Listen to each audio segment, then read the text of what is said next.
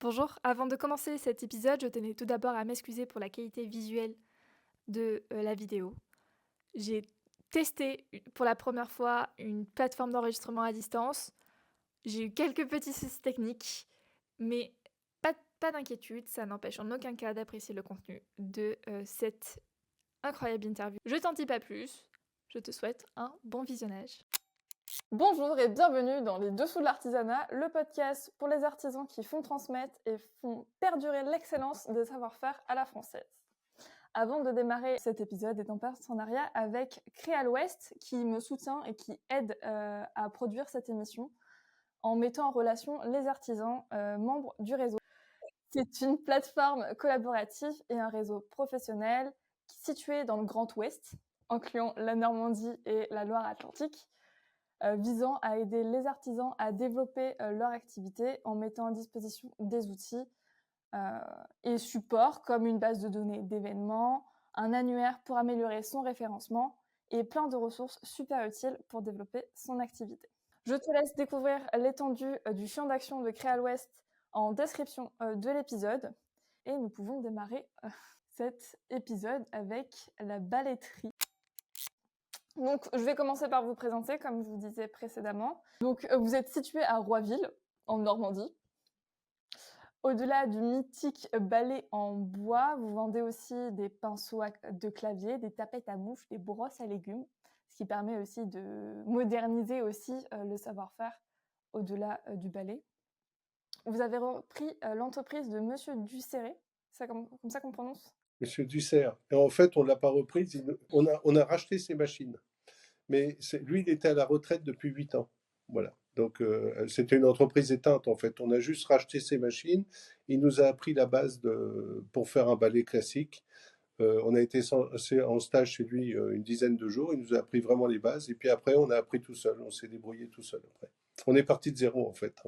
Ah ouais, donc vous avez fait un peu revivre l'entreprise. Voilà, c'est ça. Tout à C'était le fait. projet, en fait. C'était de relancer un métier disparu. Et justement, pour ça, vous êtes la seule entreprise en fait qui maîtrise vraiment tout l'ensemble de la chaîne de fabrication. Et pour cela, j'ai lu que vous étiez au registre reconnu du registre des métiers d'art rare. Et j'ai lu aussi que vous utilisiez la matière première qui est juste à côté de chez vous. Donc vraiment conception durable, on peut pas faire mieux. D'ailleurs, pour cela, on a reçu un prix Éco-Défi, qu'on était absolument tout à fait de développement durable et tout. Et on vient juste de semer plus de 14 sortes de graines de sorgho du monde entier, qui viennent d'Écosse, du Burkina Faso, enfin de partout, d'Argentine, d'un peu Le partout du Maroc. monde Ouais. entier. Mm. Et on va voir celles qui vont se plaire le plus en Normandie cette année. Et j'ai cru comprendre à travers vos réseaux sociaux, vos différents canaux de communication, que votre mission un peu, c'est d'égayer les tâches quotidiennes, parce que vous faites des balais quand même ultra colorés, quelque chose qui donne envie de faire son ménage, et vous ajoutez justement une touche de modernité aussi à cet ancêtre du balai plastique. Tout à fait. Et puis ça rend heureux les gens qui viennent à l'atelier ou qui nous achètent sur Internet ou les boutiques, etc. Ils ont tous le sentiment que c'est un outil qui rend heureux en même temps qu'il est utile et qu'il est un objet du quotidien. Et ça, c'est rare parce que c'est quand même, on appelle ça une corvée quoi à la base, quand même. Voilà, tout à fait, tout à fait. Du coup, ça devient quelque chose d'agréable. Et puis il y a quelque chose d'agréable dans le fait de balayer. Les gens, ils prennent du coup un plaisir qui avait disparu. C'est comme quelque chose d'assez détendant et enfin, je sais pas, Oui, c'est et relaxant. ils ont tendance à plus mettre leur balai au fond du placard parce qu'ils les trouvent jolis, donc ils les mettent à vue et donc ils s'en servent d'autant plus quoi, parce qu'ils sont faciles d'accès. Donc ça devient aussi un objet de décoration à part entière, au-delà de l'aspect utile. On a des gens qui collectionnent nos produits déjà, qui achètent au fur et à mesure toute la gamme au fur et à mesure de produits pour avoir l'ensemble. Trop chouette. Un nouvel hobby, une nouvelle collection de balais. Tout à fait. Et même à propos de collection de balais, on est en contact avec un musée qui est en Allemagne de balais de paille du monde entier, qui est la plus grande collection au monde de balais de paille du monde entier. Et la dame a plus de 85 ans. Elle est venue passer 15 jours chez nous, on est allé chez elle et tout ça. et on est en négociation pour récupérer sa collection. Et, de ce que j'ai compris, vos valeurs centrales, c'est la préservation, notamment parce que vous proposez des visites et des ateliers confection directement dans votre atelier, la qualité et la durabilité. Bon, vous avez été reconnu, donc je crois qu'il n'y a pas meilleure preuve que le label que vous avez récemment reçu. Et justement, votre savoir-faire unique a permis d'avoir une couverture médiatique quand même assez importante. On va en reparler aussi, parce que c'est intéressant, tout le monde n'a pas cette médiatisation. Comme on a relancé un métier disparu, ça plaît beaucoup aux médias et ils s'intéressent souvent à nous. On a cette chance-là et ça nous aide beaucoup à nous développer, à nous faire connaître. Et voilà, donc on a cette chance d'intéresser les médias et ça, il faut avouer que ça nous aide pas mal. Hein. Par exemple, le lundi, on a une agence de photographes qui vont venir passer la journée faire un reportage photo de tout, du lieu, des produits et tout ça. Et puis après, ça va être dans un magazine pour photographes.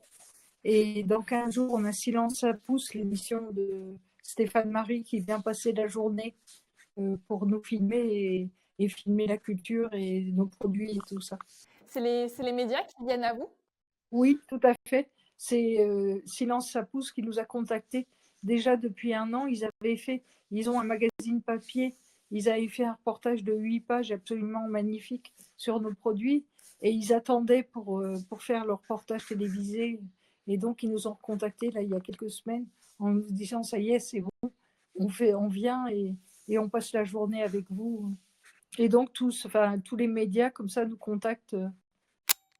J'aimerais bien commencer cet épisode sur la reprise d'entreprise, parce que j'ai lu notamment qu'il y a une forte baisse en 2020, notamment de reprise, et environ 28% d'entreprises qui cherchent repreneurs sont repris par rapport à toute la demande qu'il y a. Du coup, beaucoup de demandes, pas beaucoup de repreneurs, qui sont, en plus, les repreneurs ont des critères quand même assez particuliers, comme ils recherchent plus des PME avec une dizaine de salariés, plutôt que des petites TPE artisanales. Et justement, d'où part cette idée de reprendre l'entreprise de Monsieur Dussert? Nous, tout est parti d'une machine en fait. Hein. On cherchait parce qu'avant, on faisait un autre métier complètement différent. On avait créé une agence de location de matériel de travaux publics. Hein. On louait des nacelles, des mini-pelles, des chargeuses, donc ça n'a rien à voir. On a fait ça pendant 10 ans. Hein. On est parti de zéro. Et on a construit après un bâtiment, on a développé et ça marchait bien, mais on avait souvent des cambriolages. Et parce que le matériel et le carburant, ça attire beaucoup les voleurs. Et au bout de 10 ans, on a eu un très gros cambriolage. Et quand je suis arrivé le matin à 6 heures, l'alarme avait sonné 2 fois. Donc je me suis dit, tiens, c'est un oiseau. Et en fait, le magasin était complètement ravagé, les bureaux étaient complètement retournés avec les papiers qui volaient partout. Et ils avaient volé plus de la moitié de l'outillage de l'atelier. Et à l'époque, il y avait un gros loueur qui voulait nous racheter. Et du coup, on a saisi l'opportunité parce qu'on en avait un ras-le-bol de tous ces cambriolages. Et j'ai dit à mon épouse, écoute, on vend et je voudrais faire un métier de mes mains à la maison. Et elle m'a dit, ok, je vais chercher des machines. Alors on aurait pu fabriquer des Scooby-Doo, des chaussures ou je ne sais pas quoi. Et en fait, tout est parti d'une machine qui a intéressé mon épouse, une vieille machine en bois, et elle a vu qu'on l'entraînait avec le pied pour faire tourner. Et elle a cherché à quoi ça servait. Elle a vu que c'était pour faire des balais de paille. Et elle m'a dit, est-ce que ça dirait de faire des balais de paille? Et je lui ai dit, je sais pas, il faut voir. Donc, elle a creusé un petit peu plus et elle a vu que c'était un métier pratiquement disparu en France. Et elle m'a dit, écoute, ce sera un beau challenge de relancer un métier disparu en France. Et je vous dis pas, au début, on nous a pris pour des fous. Hein. Quand vous passez de la location de matériel de travaux publics, même mes frères et sœurs, je leur disais, je vais fabriquer des balais de paille. Ils me prenaient pour un fou. Ils disaient, il finit mal sa carrière. Et en fait, elle a commencé à chercher sur un site équivalent au Bon Coin sur les États-Unis pour trouver des machines. Et parce que là-bas, vous avez encore les Amish qui fabriquent des balais comme ça, donc on avait plus de chances de pouvoir trouver des machines. Et elle est tombée sur une personne qui prenait sa retraite. Et ce monsieur-là, chose rare, il voulait bien qu'on rapatrie ces machines centenaires en France. La seule condition, c'est qu'il voulait nous rencontrer parce qu'il avait travaillé toute sa vie sur ces machines-là et il ne voulait pas les céder à n'importe qui. Et là, c'était pendant le Covid, on n'avait pas le droit de sortir de France, on n'a pas pu le rencontrer. Et donc, pour ne pas perdre de temps, mon épouse a cherché sur la France et elle est tombée sur une vidéo qui datait d'il y a 15-20 ans d'un monsieur qui montrait comment il fabriquait ses balais de paille. Et je ne sais pas comment elle a fait, elle a réussi à avoir son numéro de téléphone, elle l'a appelé un dimanche après-midi, il a décroché, il était chez lui, et elle lui a demandé s'il connaissait des machines à vendre pour fabriquer des balais de paille, et il lui a dit, ben, vous n'en trouverez plus, parce que tous mes confrères, quand ils ont arrêté, ben, c'est parti à la déchetterie, ça n'intéressait plus personne. Et il a dit, ben, moi par contre, j'ai conservé mes machines, parce qu'il voulait en faire un musée. Et il a dit, ben, elles sont sous hangar, on peut les remettre en route. Alors, dans la foulée, mon épouse lui a demandé s'il pouvait nous apprendre à fabriquer un balai de paille. Donc, lui, il faisait des balais de paille comme on trouve dans le commerce, hein, cousus à la machine. Voilà, ça n'a rien à voir avec notre travail, mais au moins, il nous a appris les bases de notre métier. Et par contre, il nous a mis en garde parce qu'il nous a dit, moi, quand j'ai repris la suite de mon père, je vendais un camion de balais par semaine. Et quand je suis arrivé à la retraite, je vendais plus que 3 balais par semaine. Donc, j'en vivais plus. Et il nous a dit, si vous voulez en vivre, il faut trouver des idées, sinon vous n'allez pas en vivre. Et c'est comme ça que mon épouse a eu l'idée de colorer la paille et surtout de faire toute une palette de produits différents. Et c'est grâce à toute cette palette, toute cette gamme de produits qu'on arrive à en vivre aujourd'hui. Et vu que c'est parti un peu d'une idée un peu folle, un peu perçue comme folle, quelque chose auquel vous connaissiez pas forcément, comment vous étiez sûr que ce métier-là allait vous plaire? Alors, on n'est jamais sûr de rien, il faut vraiment rentrer dedans et s'y intéresser et voir si, voilà, si ça accroche. Nous on a plusieurs fois changé de métier. Donc, on sait qu'on est assez apte à, voilà, à différents métiers. Parce on a plus 20 ans, donc on a un peu d'expérience voilà, derrière nous. Et là, c'était moi ce que j'aime bien, par exemple, déjà dès le début, ce qui m'a plu, c'était l'odeur de la paille. Ça sent bon la paille. Hein, quand vous rentrez dans votre atelier le matin, ben, moi, c'est mon premier bonheur, c'est ça sent bon la paille. Et moi, c'est un peu une Madeleine de Proust, un peu ce que quand j'étais jeune, je faisais les foins chez ma grand-mère et ça me rappelle ça. Et c'était des belles années. Et voilà. Et puis après, travailler la paille, c'est pareil, ça m'a plu assez rapidement parce que, bon, au début, on est un peu gauche, hein, on n'était pas très doué, mais Il y a c'est une beaucoup de matière qui est. créativité. Oui, c'est ça, il y a beaucoup de créativité. C'est une matière qui est agréable à toucher, on ne s'abîme pas les mains en travaillant avec de la paille, contrairement à d'autres produits. Ben, par exemple, on travaille aussi avec une autre sorte de paille qu'on ne cultive pas, qui est de la gave. Et la gave, quand je fais des pinceaux toute la journée, ben, ça vous use la peau, ben, malgré que ce soit plus doux au toucher. Ben, à force de fabriquer, à la fin de la journée, vous avez les doigts râpés, vous voyez. Et pas du tout avec le sorgho. Le sorgho, c'est la paille douce. C'est beaucoup plus agréable à travailler. Voilà. Moi, ce qui m'a plu, c'est qu'on pouvait faire toute une gamme de plein de choses différentes. On a plein d'idées. Là, on est allé au Japon, on a fait un salon au Japon et on est sur le point d'avoir terminé toute une gamme pour le Japon, pour les clients au Japon. Je pense déjà aux prochaines collections, enfin les différentes choses qu'on va faire après. C'est vraiment très riche. Et puis, il y a les clients qui nous font évoluer, hein, qui nous demandent, par exemple, moi, j'ai une dame qui m'a demandé de lui faire une balayette pour nettoyer ses radiateurs en fonte. Donc, je lui ai fabriqué une grande balayette pour passer entre les tubulures, hein, et puis derrière. Et comme elle est contente, elle trouve que ça marche bien, mais j'en fabrique pour les autres. Il y a une écurie, par exemple, qui nous a demandé de lui faire un chasse-mouche pour les chevaux, parce que c'est plus fabriqué en France. Et ils n'en trouvent plus. Donc, il m'a demandé de lui en faire. Alors, c'est fait à base de crâne de cheval. Et ben, comme il est content, ben, on en fait pour d'autres écuries. On sait que ça marche. Vous voyez, les clients aussi nous font évoluer dans le temps. Voilà. Nous, on produit, on crée des choses et les clients vous demandent d'autres choses qui complètent encore votre gamme de produits. Et puis, ce qui faisait aussi qu'on espérait que ça allait marcher, c'est qu'on avait une expérience. Moi, j'avais une expérience pour trouver des marchés à l'international ou le côté commercial et tout ça. Donc, on a allié nos forces, chacun nos forces, et on s'est donné dedans. Et puis, rapidement, ça a marché. Dès qu'on a lancé notre première gamme, dès qu'on a commencé début janvier 2021, j'ai contacté une grande droguerie parisienne qui s'appelle La Trésorerie. Et ils ont aussitôt eu le coup de cœur et ils nous ont fait faire une gamme sur mesure pour eux, une grosse commande. Et c'est ce qui nous a lancé. Et on a continué à contacter des boutiques et à chaque fois, ils nous ont passé commande. Et puis maintenant, on ne contacte plus personne. C'est les boutiques qui viennent à nous. au départ, comment vous avez testé un peu le marché, justement, où c'est vraiment un peu au culot, on va faire des balais colorés et ça marche pas, on verra. On s'est dit: «Ça va marcher», enfin, on y croyait. Déjà, faut y croire un peu, enfin, faut croire un peu dans ces produits pour réussir à les vendre et faire que ça va passer le cap. Et puis, et puis ça s'est avéré vrai, quoi. On y croyait, on espérait, on a fait tous nos tests pour, par exemple, pour teindre la paille, pour comprendre comment on pouvait teindre la paille, alors que c'est compliqué parce qu'il y a un film sur la paille et tout. On a fait plein d'essais de toutes sortes et tout. Et puis, une fois qu'on a trouvé qu'on avait suffisamment de produits pour démarrer, ben, on s'est lancé et tout est parti rapidement, quoi. Et c'est des produits qui nous plaisaient. Enfin, nous, on aimait bien ce qu'on faisait et on s'est dit, il n'y a pas de raison que les autres n'aiment pas. Et c'est des produits qui étaient au point, hein, parce qu'on les a testés plusieurs fois. On en donnait à des amis ou des choses comme ça qui les testaient. Et voilà, une fois que c'était approuvé, voilà, on s'est mis à les vendre et on n'a pas été déçus. Parce que, comme dit Marie-Laure, le premier client, déjà, il a dit oui. Le premier client qu'on a contacté a dit oui. Il était très content de notre gamme de produits. Et d'après vous, qu'est-ce qui ferait que justement, pourquoi le marché du balai s'est un peu épuisé, alors que pourtant, d'après ce que vous m'en dites, il y avait quand même un peu une attente, une demande implicite de ce genre de produit. Alors, ce qui a fait, c'est l'arrivée de l'aspirateur principalement. Dans les années 60, l'arrivée de l'aspirateur a fait disparaître le balai. Et puis, il y a eu aussi les cultures dans le sud de la France où ils avaient des inondations. Ils n'arrivaient plus à cultiver avec le Rhône et tout ça, à cultiver la paille.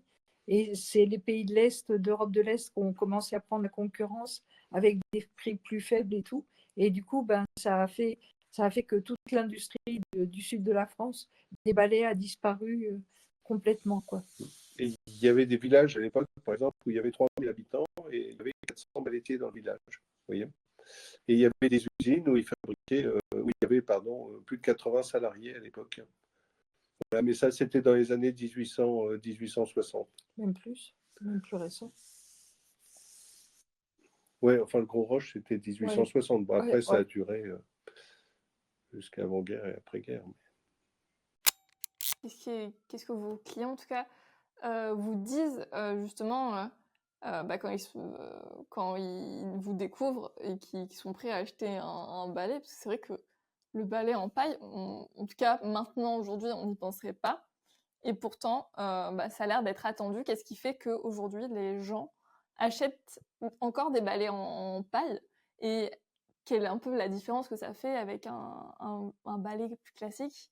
Ouais, un balai en paille, c'est très souple, donc ça va. Si vous avez, par exemple, vous nettoyez un trottoir dehors qui est en grès ou qui n'est pas très régulier, eh ben, la paille, elle va suivre, elle va bien nettoyer. C'est des balais qui sont très efficaces, qui sont très solides, qui sont souples et rigides en même temps. Et puis, on en vend aussi pour l'intérieur, parce que les gens reprennent plaisir à balayer leur carrelage, hein, quand ils ont du carrelage, des choses comme ça, dans une cuisine ou dans une salle à manger. Ils reprennent plaisir à se resservir d'un balai plutôt que de passer l'aspirateur qui est bruyant et qu'il faut sortir du placard et tout ça, alors que le balai, ils peuvent le crocher pas loin, ils le décrochent et ils l'ont tout de suite à portée de main. Voilà, c'est ça en fait qu'a fait.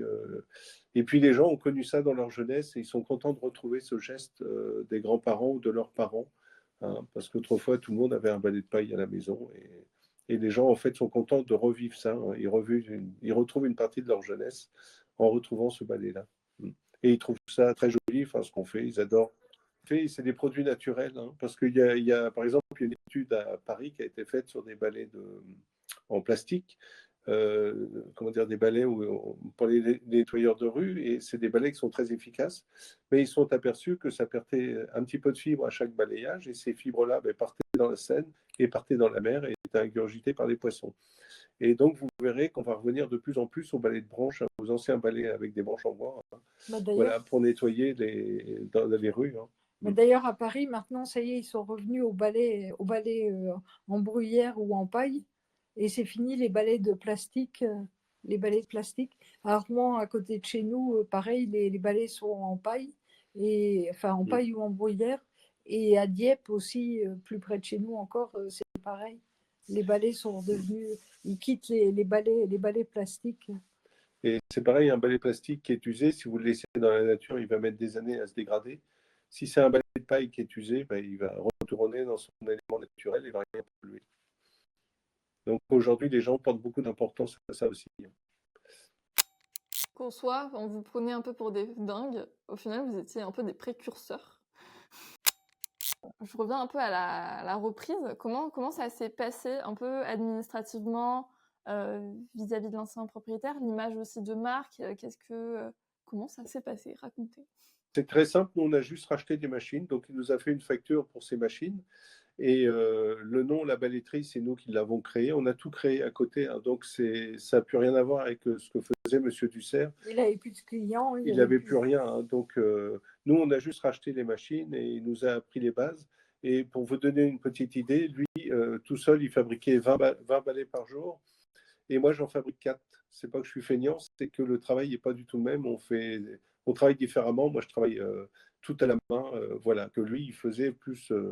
C'était pas industriel, mais c'était de l'artisanat à grande échelle, quoi. Il faisait toujours le même produit en quantité. Voilà, que moi, je fais plein de produits différents. Je fais jamais le même balai. Enfin, je change beaucoup et c'est différent. On les coud à la main, on fait tout à la main. Alors qu'on a des fileuses hein, pour les coudre, on a les machines à coudre et tout ça. Mais nous, c'est un choix personnel. On fait tout à la main de A à Z.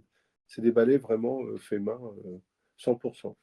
Et pour vous lancer dans l'entrepreneuriat, vous me disiez que tout à l'heure, vous avez déjà une entreprise, donc ça a été peut-être un peu plus facile pour justement recommencer, constituer le stock, tout ça. Tout à fait. Nos expériences passées nous ont été bénéfiques, enfin, comme tout. Comme on a fait plusieurs entreprises ensemble, on avait déjà l'habitude de travailler ensemble, nos forces, chacun, enfin, a trouvé les forces, et puis le passé, ce qu'on avait déjà fait qui nous a aidés, bien sûr. Et comme disait Marie-Laure tout à l'heure, on se complète vraiment bien. Quoi. On a chacun nos. Voilà, moi, je fais plus à la fabrication, à l'atelier, et Marie-Laure, elle s'occupe plus du développement de l'entreprise, du commercial, et gère le site internet. Enfin, tout ce qui est au bureau, ça passe par ses mains. Et voilà, et on se complète très bien pour ça. Et si on y est arrivé, c'est qu'on était en couple qui se complétait bien. Si on avait fait ça chacun, on aurait eu des lacunes. Hein. Moi, j'aurais pas su vendre mes balais. Et puis Marie-Laure aurait eu du mal à les produire quoi, en quantité. Voilà, parce qu'on a été formés tous les deux. Hein. Moi, j'ai été formé à. Monsieur Dussert m'a appris à fabriquer un balai traditionnel, hein, comme on trouve dans le commerce, cousu à la machine. Et Marie-Laure, elle a été formée à faire des petites balayettes, mais très simples, rustiques, que fabriquait Monsieur Dussert. Voilà, et avec cette base-là, au début, on travaillait tous les deux à l'atelier, puis rapidement, Marie-Laure n'a plus le temps de travailler à l'atelier. Elle est prise 100% de son temps, et même il faudrait presque 150% pour faire tout ce qu'elle veut faire. Est-ce que vous avez eu des difficultés liées à cette nouvelle activité? Du moins de ce que j'ai compris, vous n'aviez jamais fait de l'artisanat. Est-ce que vous avez eu des difficultés justement par rapport à vos expériences passées? Ben, pas vraiment, je n'ai pas souvenir de ça. Non, je n'ai pas vraiment souvenir de ça. C'est qu'au début, moi, je voulais me concentrer à faire que des balais, hein, parce que ça me paraissait déjà compliqué. Hein. Quand vous apprenez un nouveau métier, c'est toujours vous remettre en question. Et puis, il faut en fabriquer beaucoup pour maîtriser. Et très rapidement, mon épouse m'a dit, attends, il faut faire une gamme à côté parce qu'on ne va pas faire des balais. Parce qu'elle était plus dans les chiffres. Et elle m'a dit, on ne va pas en vivre si on fabrique que des balais. Et moi, au début, je n'étais pas très chaud parce que je trouvais que déjà fabriquer des balais correctement, c'était déjà compliqué. Et en fait, elle a eu raison. Si on arrive à en vivre aujourd'hui, c'est grâce à toute la gamme qu'on a développée. Si on faisait que des balais, on ne pourrait pas en vivre. Voilà, donc elle a cet esprit commercial qui est très important pour nous, où elle se rend compte tout de suite si c'est vivable ou pas. Ça, ce qui prouve encore votre complémentarité incroyable. C'est vrai que... Et je pense que ça peut être aussi quelque chose que peut retenir nos auditeurs, ou nos visionneurs, je sais pas, les gens qui nous regardent, que peut-être le fait d'avoir une gamme, en fait de ne pas mettre tous ses œufs dans le même panier, peut vraiment aider à être plus périn. Exactement, c'est important ça, oui. Tout Ouais, à fait. ouais. Et puis vous voyez, un balai, moi je mets 2 heures à les fabriquer, donc j'en fabrique 4 par jour, donc on ne peut pas en vendre énormément. Alors que les balayettes, nous on fait des tapettes à mouches, des brosses à légumes, des choses comme ça, des balayettes pour la cheminée. C'est beaucoup plus vite comment dire, fabriqué, et donc vous en vendez en plus grande quantité. Et du coup, eh ben, vous gagnez mieux votre vie sur les petits produits que les gros. Mais c'est souvent comme ça, hein. C'est pas les gros produits qui coûtent le plus cher où vous avez le plus de marge forcément. C'est plus les petits produits. Et puis, nous, nos balais, ils sont très chers, hein. Ils sont à 119 euros. Les gens vont pas forcément acheter un balai à 119 euros. Par contre, ils vont acheter une brosse à légumes à 20 euros ou une tapette à mouche à 25, des choses comme ça. Ça part beaucoup plus facilement. Et voilà, et comme c'est des bons produits qui durent longtemps dans le temps et qui sont faits à la main et avec des produits naturels, et ben les gens, ils en sont très friands, quoi. Ils adorent. Pour en revenir à ce que vous disiez, les difficultés, quand vous disiez les difficultés, effectivement, on a vu au fur et à mesure, par exemple, jusqu'à présent, là, pendant 3 ans, on faisait trois salons des métiers d'art où vous faites des plantes ou choses comme ça par mois, donc 3 week-ends par mois. Et donc, on a fait ça très intense, ça marchait très, très bien et tout. Mais on s'est dit, maintenant, on va bifurquer, on va accueillir les gens chez nous. Donc là, depuis 1 an, on a déménagé, on est sur un lieu assez magique et tout. Et on a pu accueillir notre collection de véhicules en bois en plus. Les gens voient la balletterie, c'est une ancienne fermière, donc on leur fait découvrir la ferme et tout ça. Et c'est une vie, enfin, on a bifurqué sur une vie plus apaisante, entre guillemets, quoi, parce qu'on est sur place et on n'est pas obligé de partir en permanence. Et voilà. Ouais, d'aller faire des salons en Et permanence. donc, le résultat est que ça se passe très bien. On a plus de 80 groupes là, qui doivent venir dans les semaines qui viennent. Et c'est un choix qui a été bon, quoi. Et c'est des visites qui durent 1 heure et demie, à peu près à 2 heures. C'est des visites accompagnées, hein. Donc, où on explique la culture de la paille, la teinte, tout ce qu'on fabrique, à quoi sert le balayette. Donc, on passe déjà pas mal de temps, 3/4 d'heure, 1 heure, pardon, à l'atelier. Et puis après, on emmène les gens voir des vieilles machines, hein, parce que c'est un métier où on fait des belles rencontres. Il y a un monsieur qui nous a confié des machines de son père. Et par exemple, on a une machine à coudre qui date de plus de 130 ans, qui est manuelle, qui est une grosse machine qui a été fabriquée tout en bois.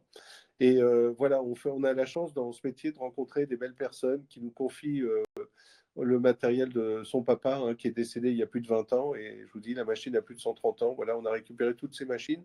Et ça, on les expose, on explique aux gens comment ça marchait. On expose aussi nos premières machines, hein, que M. Dussert nous a vendues, parce que moi, je ne m'en sers plus, hein. Je me sers d'autres machines qu'on a fait refabriquer, qui sont des copies d'anciennes, hein, qui sont toutes en bois, qui ne demandent pas d'électricité, donc ça ne tombe pas en panne, ça ne fait pas de bruit, ça ne consomme pas d'électricité. Et ça tourne à la vitesse que je souhaite, parce que ça tourne avec mon pied, hein. C'est une roue que j'entraîne avec mon pied. Voilà, et puis après, on a eu la chance d'acquérir un truc un peu fou, c'est Gilbert Rousset, il s'appelle, c'est un monsieur qui est normand aussi et qui a consacré 40 ans de sa vie à fabriquer des véhicules en bois à taille réelle, hein. Donc il y a des motos, des vélos, des jeeps, des Formule 1, des tracteurs, et c'est vraiment les complis conformes. Et ce qui est génial, c'est que la première qu'il a faite à l'âge de 19 ans, c'était une moto de 125 TY de trial, qu'il avait cassé son moteur et il était menuisier de formation. Et il l'a refaite à l'échelle 1, la copie conforme. Et aujourd'hui, dans notre exposition, eh bien, on a sa première moto réelle. Et à côté, il y a la première moto qu'il a faite tout en bois. Et les gens peuvent comparer. Voilà, et les gens sont complètement bluffés parce que c'est la copie conforme de l'original. Sauf que tout est en bois. Les pneus, la chaîne, les rayons, le moteur, tout est en bois. Voilà. Et on a un hangar de 450 mètres carrés comme ça qu'on est rempli de véhicules en bois. Et par exemple, on a des Jeeps, on a deux Jeeps. Et si vous levez le capot des véhicules, ben, ils ont leur moteur en bois. Voilà, c'est absolument incroyable. Et il a consacré 40 ans de sa vie à fabriquer ça. Il n'avait pas de femme, pas d'enfant, c'est une passion. Et aujourd'hui, Gilbert Rousset a arrêté parce qu'il a rencontré une femme. Il a une femme maintenant, il a retapé une maison et puis il est à la retraite. Et il a 65 ans aujourd'hui. Et il fait beaucoup de sport, il fait du VTT, voilà, il fait plein de choses différentes. Mais pour l'instant, il ne fabrique plus d'objets en bois. Mais c'est un génie, c'est quelqu'un qui a un don incroyable. Et il a des mains en or. Enfin, ce qu'il fait, c'est les gens, ils n'en viennent pas. Tous les gens qui visitent, ils sont bluffés. Donc ça reste dans cette continuité aussi de transmission et puis et aussi de pouvoir servir en fait son entreprise à son mode de vie, ses valeurs, justement d'être aligné à cette bah voilà, on prend notre temps, on arrête, on n'est pas à Paris ici, on peut prendre son temps. Exactement. Voilà. On prend le temps de vivre. Voilà, tout à Tout fait. à fait. Ouais. Et on l'a racheté par hasard parce qu'en fait, il avait mis une annonce sur le Bon Coin, vend objets en bois. Alors, c'était pas lui, hein, c'était un copain à lui, parce que lui, c'est l'artiste, il s'occupe pas de tout ça. Et quand mon épouse a appelé, le copain lui a dit, bah oui, c'est un monsieur, un artiste qui a fabriqué des voitures en bois à taille réelle. Et mon épouse m'a parlé de ça et j'étais bluffé parce que moi je suis fils de menuisier, donc le bois ça me parle. Et comme c'était dans la Manche, c'était pas loin de chez nous, c'était à 2 heures de chez nous, c'était à 2 heures et demie, j'ai dit bah écoute, on va voir parce que ça paraît incroyable. Et quand je suis arrivé, c'était dans un tout petit bâtiment, c'était tassé sur 3 étages, on ne voyait pas grand-chose, mais alors le peu que j'ai vu, j'ai été complètement bluffé. Et donc en discutant avec Gilbert Rousset, il m'a dit que ça devait partir en Belgique, hein, voilà, pour un musée en Belgique. Et je lui ai dit, bah non, c'est un Normand qui l'a fabriqué, il faut que ça reste en France. Et la chance qu'on a eue, le courant est bien passé entre nous deux. Et ouais, la chance qu'on a eue, c'était au moment où on venait de vendre notre agence de location de matériel. Et donc, on avait encore un peu de sous et on a pu lui racheter donc sa collection. Et voilà, ça a permis de la conserver en France et plutôt qu'à partir à l'étranger. Et c'est une collection, je pense, qui est unique au monde. J'en ai jamais vu deux comme ça, parce qu'il y a déjà des gens qui ont fabriqué un tracteur en bois, un ou deux objets comme ça en bois, mais jamais un bâtiment de 450 mètres carrés d'objets différents en bois. Du Voilà, quotidien. du quotidien, parce qu'il a fait des thèmes, hein, il y a le sport, il y a plein de choses, la boulangerie, tout ça. On a plein de... Et tout est en bois, complètement en bois, c'est incroyable. Incroyable. Donc vraiment, le travail de la matière première dans son plus bel écrin. On laisse les trucs normands en Normandie. Voilà, exactement. À l'ouest.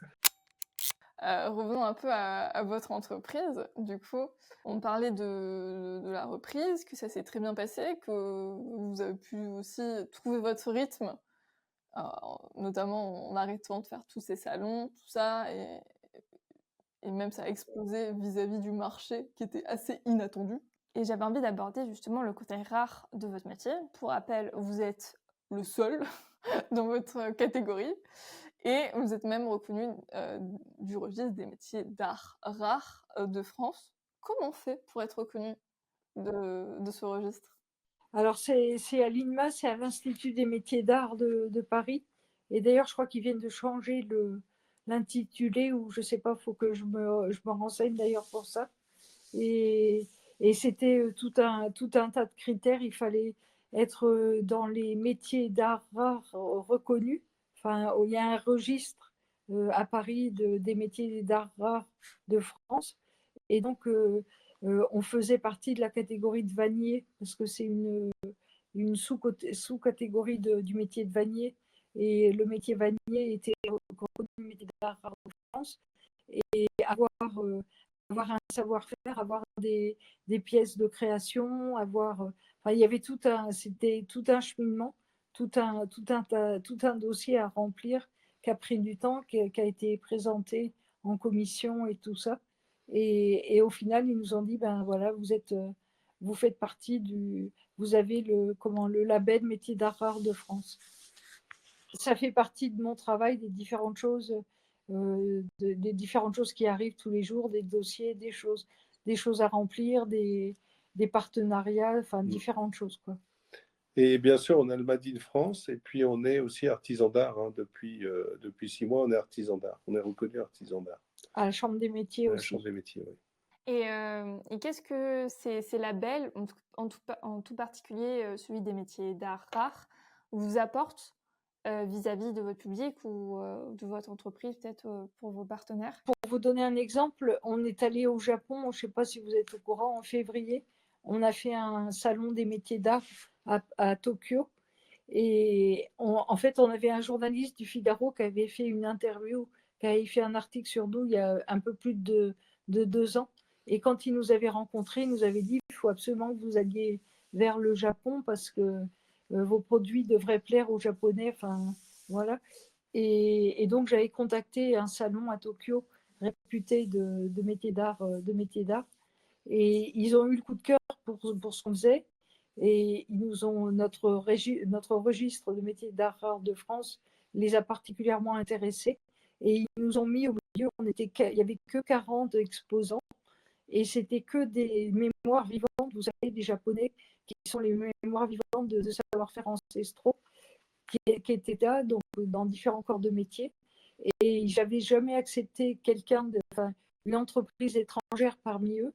Et donc, on est les premiers Français ou les premiers étrangers à avoir exposé avec eux. Donc, c'était un honneur On s'en est pas rendu compte sur le coup, on n'avait pas tout à fait compris. Mais une fois sur place, on a compris vraiment la valeur de ce que ça représentait. Et on a eu un accueil absolument incroyable. On a été couvert de cadeaux, le public, c'était un public professionnel, a eu vraiment un coup de cœur. On l'a fait avec notre fille qui est en alternance avec nous, qui a négocié par exemple avec les galeries Lafayette japonaises, enfin, et puis on a eu des fabricants de tatami, enfin différentes choses. Et ça, c'est grâce au label Métiers d'Art Rare de France. Ça vous ouvre un peu des opportunités que vous aurez peut-être pas eu si vous aviez pas pris le temps justement de faire tout ce dossier. Tout à fait, et de nous orienter vers cette catégorie-là, vers les métiers d'art et métiers d'art rare. C'est vrai qu'on n'y pense pas spécialement, moi en tout cas, des retours d'entreprises artisanales. Le label métier d'art, la CMA, c'est assez courant, donc c'est paraît plus naturel, mais c'est vrai que métier d'art rare, c'est comme quoi ça peut quand même être intéressant de veiller à pouvoir candidater en fait et obtenir ce label. Tout à fait. Et puis on travaille avec plein de choses. En permanence, j'ai des demandes je sais pas, pour intégrer des choses ou autres. En fait, il faut savoir rebondir, voir ce qui pourrait nous apporter, voir le temps qu'on peut y consacrer, tout ça, voir les différentes choses, étudier. Et ça, c'est très varié. Et pour moi, c'est formidable, quoi. Et en France, est-ce que ça a plus de valeur? Parce qu'aujourd'hui, d'avoir ce label, ça a autant de valeur qu'en s'exportant, en tout cas auprès du public. Est-ce que les gens sont sensibles à ça? Oui, tout à fait, tout à fait. On leur dit, on le met en avant, enfin, on le met en avant dans nos communications et tout ça, tout à fait. Et d'ailleurs, tous les gens qui viennent visiter chez nous disent, enfin, on a des commentaires, des avis Google et tout ça, qui disent que pour eux, c'est de l'art ce qu'on fait et que c'est vraiment unique et tout ça. Enfin, les gens l'apprécient. Et est-ce qu'il y a des avantages à avoir un savoir-faire si rare, ou même des inconvénients? Euh, les avantages, moi je trouve que vous n'avez pas vraiment de concurrence, quoi, déjà. Ça, c'est déjà un avantage.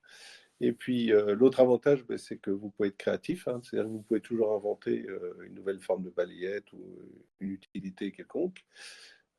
Voilà. Après, les désagréments, on a, Marie-Do. Moi, je ne vois pas trop de désagréments. Au contraire, on est un métier de niche, donc c'est ça qui est super intéressant et Ouais, super positif.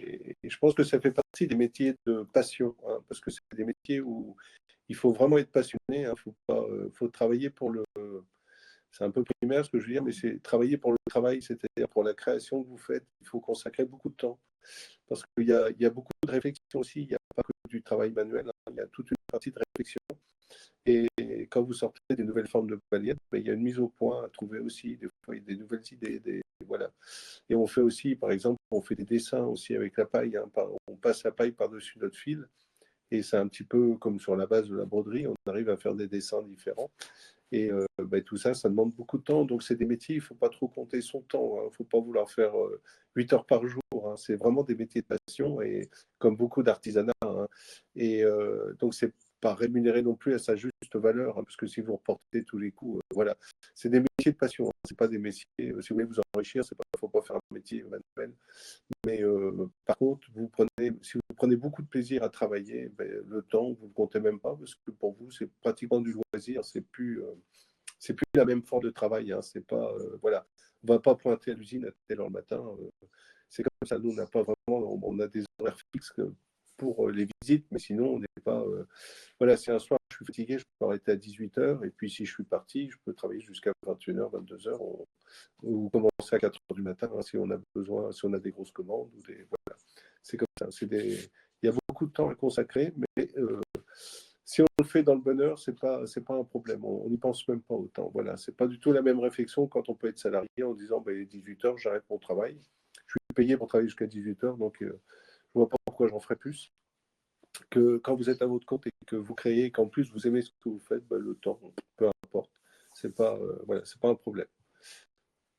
Mais c'est important de le savoir. Et comment gérez-vous là, justement cet équilibre vie pro, vie perso qui est quand même assez fine? Et je pense que c'est une problématique qui est assez commune à tous les entrepreneurs, peu importe leur secteur tous ceux qui font des métiers passion? Mais le problème, c'est que quand vous créez, il faut se donner à fond, vous n'avez pas le choix. Donc, il faut un peu oublier le week-end, un peu oublier les congés et tout ça, et vous travaillez dur, le temps de prendre une stabilité. Nous, ça fait 3 ans et demi qu'on est à fond comme ça, et je pense qu'on en a encore pour 2 ans. Et dans 2 ans, ça ira beaucoup mieux, parce que je pense qu'on pourra embaucher du personnel et se consacrer beaucoup plus à la création. Moi, c'est ce qui me manque un peu, je manque de temps pour créer plus. Parce qu'il faut vivre, hein, donc il faut aussi fabriquer pour vivre, hein, donc voilà, il faut continuer. Et voilà, mais je pense mais il faut être patient et dans 1 an ou 2, on pourra lever un petit peu le pied, voilà, consacrer plus de temps à la création et ce sera plus agréable encore qu'aujourd'hui, même si aujourd'hui c'est très agréable, mais ce sera encore plus agréable. Et justement, comment vous voyez votre activité dans les années à venir? Est-ce que vous êtes confiant, inquiet? Est-ce que peut-être la concurrence va émerger? Ou est-ce que vous prévoyez justement de déléguer? Pour l'instant, on est confiant. Enfin, Mm. on a bon espoir et tout ça, et puis on voit que ça se développe bien. Et pour l'instant, on est confiant. Après, on ne peut pas vous dire demain comment ce sera, on ne sait pas. Donc, on avance au fur et à mesure. Mais pour l'instant, enfin, c'est positif, quoi. Oui, l'avantage, c'est qu'on crée tout le temps, donc on peut toujours développer une nouvelle gamme. Et même si demain on se prenait un gros concurrent, par exemple, ça pourrait, hein, on pourrait se prendre quelqu'un qui copie nos produits, qui les fait fabriquer à l'étranger à bas coût. Et ça pourrait nous flinguer, mais on s'en sortirait encore parce qu'on pourrait sortir d'autres gammes, voilà, les prendre de vitesse. En fait, il faut toujours créer, toujours avancer, toujours. Une entreprise, si vous voulez qu'elle ne meure pas, il faut tout le temps qu'elle vive, donc il faut la développer.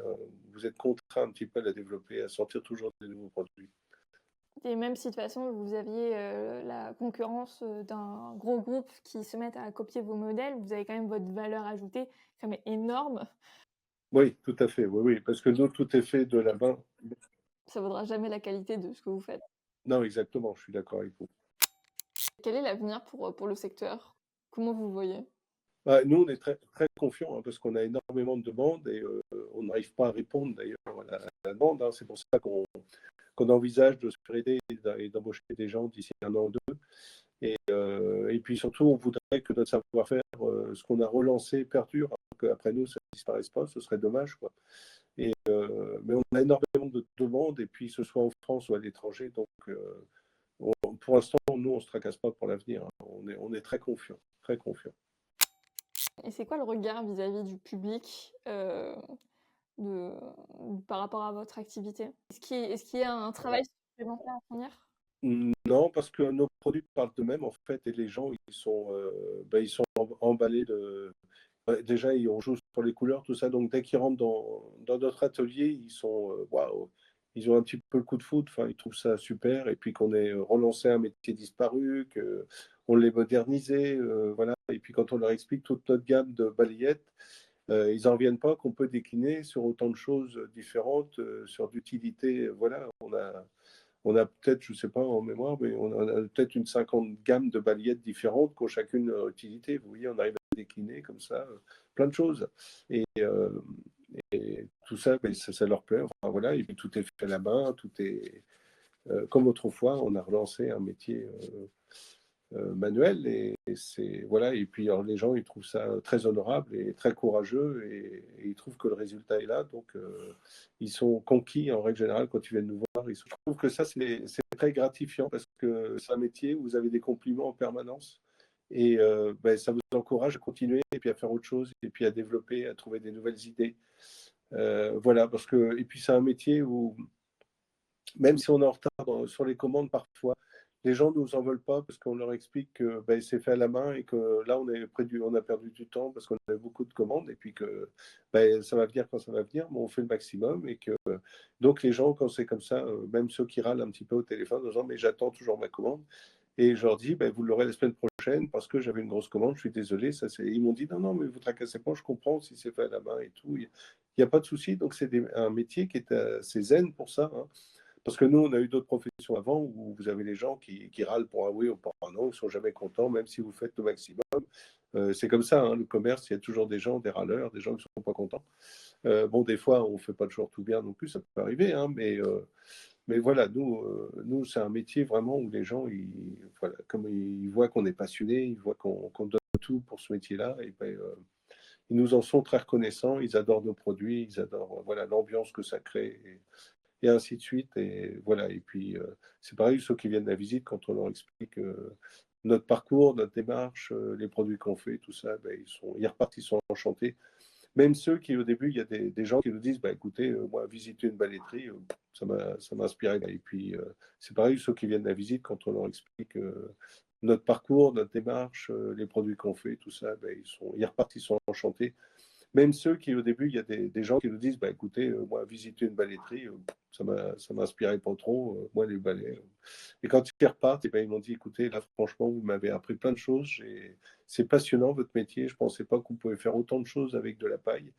Et ils repartent, ils sont complètement conquis, quoi. Ils sont heureux comme tout. Et c'est super parce que ben, vous vendez du bonheur, que ce soit dans vos produits ou dans vos explications, les gens, ils repartent, ils sont heureux, quoi. Donc, ben, vous avez, voilà. Moi, pour moi, tout est gagné. Quand les gens repartent heureux et qu'ils me disent, écoutez, continuez, c'est super ce que vous faites. Et merci de m'avoir appris autant de choses. Et voilà. Et donc, ça, c'est très, très gratifiant. Et ça vous encourage, ça vous booste à continuer. Ils comprennent les gens, puis c'est du travail manuel, on n'est pas des robots, on ne travaille pas avec des machines à la chaîne où on peut sortir des quantités incroyables, hein. Donc on fait, ben, voilà, on essaye de faire le maximum, mais des fois c'est vrai qu'on est un peu débordé, qu'on ne peut pas répondre à la demande tout de suite, mais les gens, quand on leur explique, c'est ce que je vous disais, ils comprennent tout à fait, il n'y a pas de problème. Et puis tout se mérite. Voilà, si vous voulez avoir un bel objet, ben, il faut le mériter, il faut l'attendre des fois, c'est comme ça. Et puis j'ai l'impression que le fait de communiquer, de transmettre, vous, c'est par le biais des ateliers et des visites. C'est qu'Atelier Missor, lui, il communique beaucoup sur les réseaux sociaux, notamment sur YouTube, ce qui, je trouve, permet d'ajouter une couche de compréhension et d'empathie aussi auprès des clients, qui aussi permet d'être aussi un peu plus relax que dans une boutique un peu plus industrielle. Et justement, la transmission, quelle est sa place dans votre quotidien? Elle prend vraiment beaucoup de part ou pas du tout? C'est quoi sa place? Alors pour l'instant, c'est une petite part, mais je travaille dessus justement.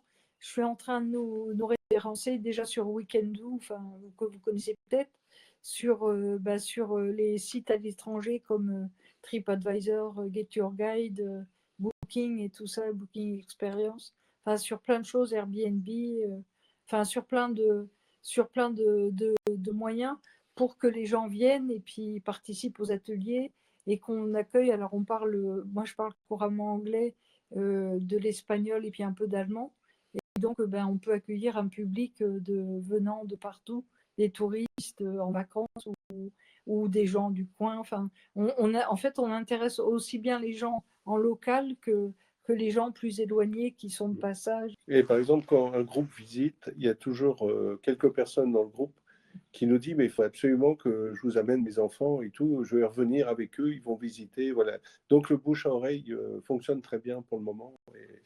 Et voilà, donc c'est pour ça on est confiant dans l'avenir, on pense que les visites, ça marche très bien. Pourtant, c'est une année test, on ne savait pas si on pourrait en vivre cette année rien qu'avec les visites et puis les ventes qu'on fait sur place. Et pour l'instant, ça marche bien, donc on est très content. Et voilà, on n'a pas à faire 3 salons par mois pour vivre. Mais surtout que la Normandie, c'est quand même une région assez touristique. En tout cas, il y a que ce soit des Français ou des étrangers, c'est quand même une très belle région qui attire. Donc c'est vrai que ça serait dommage de ne pas profiter des gens qui viennent à proximité pour les attirer justement. Alors nous, hélas, dans notre coin, c'est pas hyper touristique. Alors heureusement, on a un village de Vol-les-Roses qui est passé à la télé et tout, et bon, qui attire beaucoup de monde. Mais sinon, on n'a pas énormément de choses à voir dans le coin, hein. Et donc, c'est pas hyper touristique, hein. C'est pas comme dans le Calvados ou des choses comme ça où il y a énormément de gens, énormément de touristes, mais malgré tout, ou en Bretagne, ouais. Et mais on arrive à avoir quand même, justement, c'est bien. On travaille pour ça. Je travaille pour ça justement pour essayer de faire, enfin, d'accroître les ateliers. En plus, on a des ateliers super intéressants. Là, on va faire des ateliers où les gens vont fabriquer des balayettes japonaises, vont fabriquer des petits articles avec des rubans de tatami japonais dont le fabricant de tatami nous a procuré et tout pour leur faire la gamme de balayettes. Donc les gens pourront faire des produits avec, et puis fabriquer des tapettes à mouches, enfin différentes choses. Et nous, on est situé dans un petit village, donc c'est pas le plus facile, hein, parce qu'on est perdu un peu au milieu de la campagne. Bon, par contre, on a l'avantage d'être au calme. Mais par contre, on serait proche des trottards, par exemple, eh ben, on n'aurait pas trop à faire un battage publicitaire et médiatique pour se faire connaître, parce qu'il y a tellement de tourisme qu'il suffirait d'ouvrir la porte et ça rentrerait tout seul, hein. Voilà. Mais bon, nous, comme dans un petit village, eh ben, il faut se faire connaître, il faut que les gens, voilà, il faut qu'ils viennent à nous. Et donc, voilà, on est content pour le bouche à oreille et tout, ça marche pas mal pour le moment. Et les gens voilà, nous renvoient souvent d'autres personnes. Ouais. Et est-ce que la commune ou peut-être la région vous soutient justement parce que ça développe le tourisme local? Est-ce que vous avez peut-être un soutien de la part des institutions publiques? Oui, tout à fait, on les intéresse, ils nous ont remis beaucoup de prix, ils nous soutiennent, ils viennent nous voir, ils veulent nous aider pour développer des choses chez nous. Enfin, on travaille avec eux, on n'arrête pas, enfin, on a plein d'échanges, plein de projets en commun et tout ça, donc c'est très bien. Puis tout ça, ça nous aide, enfin, tout ça c'est porteur, quoi, ça nous encourage et c'est très bien. Et peut-être aussi l'initiative aussi de Créa l'Ouest. Corinne me disait que vous faites partie du circuit touristique des métiers d'art de cette année. Alors, j'ai pas eu beaucoup de temps à y consacrer. Malheureusement, j'ai pas beaucoup aidé Corinne et tout pour ça, parce que ben, j'étais débordée de tous les côtés, quoi. Mais j'avais à cœur qu'on intègre ça, parce que je trouve ça super, son travail et ce qu'elle fait. Enfin, je trouve ça super et je trouve ça dommage qu'à la limite, il n'y ait pas encore des gens plus dans notre coin qui en fassent partie et tout. Mais ça va venir. Je pense que quand ils vont voir déjà les gens qui vont venir à notre atelier, comme on va recevoir les guides et les cartes et tout ça, vont avoir, vont avoir le support. Donc peut-être bah, ça va les emmener vers d'autres lieux auxquels ils n'avaient pas pensé. Et puis vice-versa, des gens de Bretagne ou d'un peu partout vont venir, ou du Calvados, vont venir alors qu'ils n'auraient pas forcément pensé à venir si loin, quoi. Et le travail de Corinne, moi, je m'étais inscrite sur sa plateforme pour, je sais plus, j'avais travaillé un petit peu avec elle déjà avant, et je trouvais super son travail. Et concernant justement cette mission de transmission, est-ce que vous pensez, est-ce que vous envisagez l'apprentissage, peut-être la formation de futurs ballettiers pour justement continuer à faire perdurer votre savoir-faire qui est si rare? Alors oui, là, pour vous dire, on a deux apprentissages. On a notre fille qui est en apprentissage avec nous depuis cette année. Donc, elle travaille aux différents aspects de l'activité de l'entreprise. Et puis là, pendant 3 semaines, on avait une jeune étudiante en seconde en orientation couture qui travaille avec nous et puis qui va encore travailler, faire son prochain stage. Elle nous a demandé à faire son prochain stage au mois de novembre à nouveau avec nous et tout. Elle nous amène des idées et puis son travail de la couture et tout. Enfin, et on est content de lui transmettre et de lui montrer les différents aspects de l'activité et de l'éveiller à tout ça, quoi. Et elle est très heureuse. Elle a été super heureuse, tout comme nous, on a été super heureux de la voir avec nous. Parce que je présume qu'il n'y a pas de formation, en tout cas il n'y a plus de formation pour faire ballettier. Ça n'existe plus. Il y a eu des brevets de maîtrise, il y a eu des choses comme ça. Il y a eu des diplômes autrefois de ballettier, mais ça a disparu. Donc ce qui se rapproche le plus près, en fait, c'est un peu la couture. Et c'est que de la formation en direct, quoi, sur le terrain. Comment utilisez-vous justement les outils digitaux pour faire perdurer, transmettre votre métier? Est-ce que ça a une place, en fait, tout simplement dans votre entreprise? Déjà, on a fait notre site internet, on fait... On a un peu sur les réseaux sociaux. On a fait par exemple un guide fort, pour faire des kits pour fabriquer les balayettes. Donc on a fait tout un livret, un fascicule avec les différentes étapes. Euh, on veut faire des vidéos, des formations, avec des vidéos explicatives. Enfin, mais tout ça, on y va au fur et à mesure, quoi, au fur et à mesure du temps qu'on peut consacrer à tout ça. Et d'après vous, les réseaux sociaux peuvent justement favoriser cette transmission de savoir-faire un peu comme le vôtre? On n'est pas très doué, hein. Pour tout vous dire, au niveau des réseaux sociaux, on n'est pas doué du tout. On sait pas faire. Alors, on a notre fille qui publie une fois de temps en temps quelque chose, mais on n'est pas du tout, c'est pas du tout notre force. On n'est pas de cette génération-là, donc on n'est pas les meilleurs à ce niveau-là, quoi. Mais bon, on est content quand même de ça, mais voilà, quoi. Oui, on en a vraiment une lacune et c'est dommage parce que je pense qu'aujourd'hui, c'est un très bon outil pour se faire connaître et développer une entreprise. Vous croyez que ça peut faire naître des vocations, justement, de les réseaux sociaux? Ah, c'est possible, tout à fait. Oui, oui, ça peut donner envie à des gens de faire un métier manuel ou de changer de métier comme nous on l'a fait. Il y a beaucoup de gens. Par exemple, on a un forgeron, parce que je fabrique entre deux, je m'amuse à faire des balais de sorciers ou à Harry Potter un peu. Et les supports métalliques sont faits par un jeune forgeron du coin et qui était ingénieur avant et qui est devenu forgeron parce qu'il adore travailler le métal et c'est quelqu'un qui est très très doué dans son métier, il travaille très très bien. Et on voit que c'est un passionné, il est vraiment passionné. Et il y a son amie qui travaille avec lui le soir parce qu'elle est responsable du personnel. En fait, dans une grosse société, elle a qu'une hâte, c'est qu'ils arrivent à en vivre pour lâcher son métier, pour rejoindre son mari à la forge. C'est vraiment des passionnés, c'est des gens comme nous. Et voilà, donc il y a des gens qui changent de métier, qui osent franchir le pas et faire un métier qu'ils aiment, voilà, sans trop de contraintes. Voilà, et qu'ils soient créatifs, où on puisse prendre vraiment de plaisir à travailler et que ce soit plus une contrainte. Que diriez-vous aux artisans qui se lancent pour développer leur activité? Que leur diriez-vous? Quels conseils donneriez-vous aux jeunes artisans, tu vois, jeunes et moins jeunes, tu vois, ceux qui se lancent, quoi? Allez-y, foncez, foncez, et puis en fait, il faut savoir se remettre en cause tous les jours, quoi. Tous les jours, s'adapter à des nouvelles situations. Faut pas croire que tout va être figé et tout va suivre. En fait, il faut naviguer au fur et à mesure avec ce qui se présente et tout ça. Mais ça vaut vraiment la peine d'y aller et de faire ça. Et c'est justement de naviguer et de remettre en cause tous les jours différentes choses. C'est justement ça qui est très riche et qui fait que c'est des métiers passionnants. Et moi, le conseil que je pourrais te donner, c'est de faire une gamme de produits, de ne pas se restreindre à faire un produit ou deux, parce qu'on a croisé des artisans qui travaillaient bien, mais qui restaient sur un produit ou deux, et si vous faites ça, vous n'allez pas en vivre. Enfin, voilà. Il y a l'amour du métier, mais il faut penser à en vivre aussi, et donc il faut aussi réfléchir à pouvoir vendre suffisamment pour pouvoir en vivre, sinon votre projet va tomber à l'eau d'ici 2-3 ans, et puis vous n'irez pas plus loin, quoi.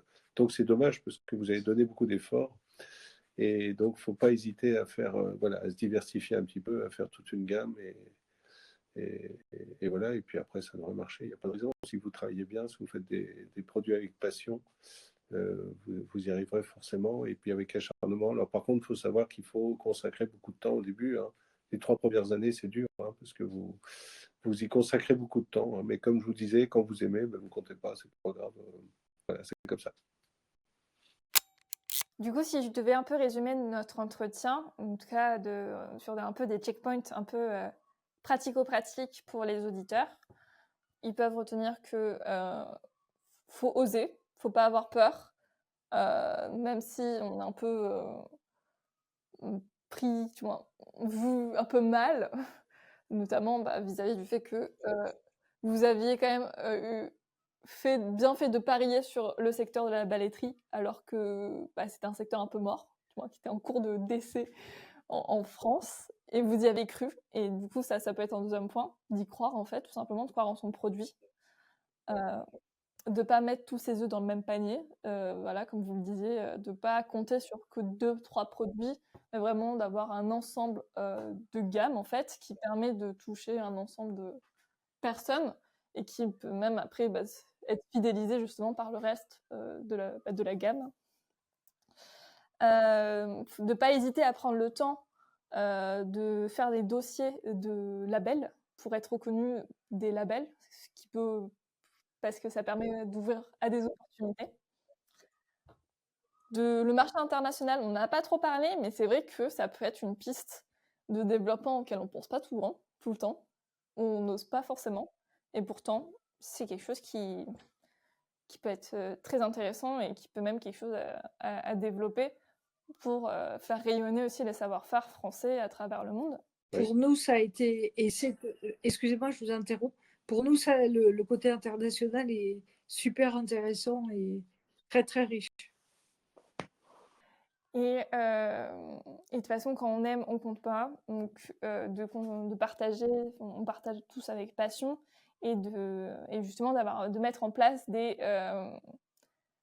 éléments pour justement transmettre, soit des ateliers, soit de la communication sur les réseaux sociaux, quelque chose pour vraiment sensibiliser un public et aussi permettre d'avoir les clients qui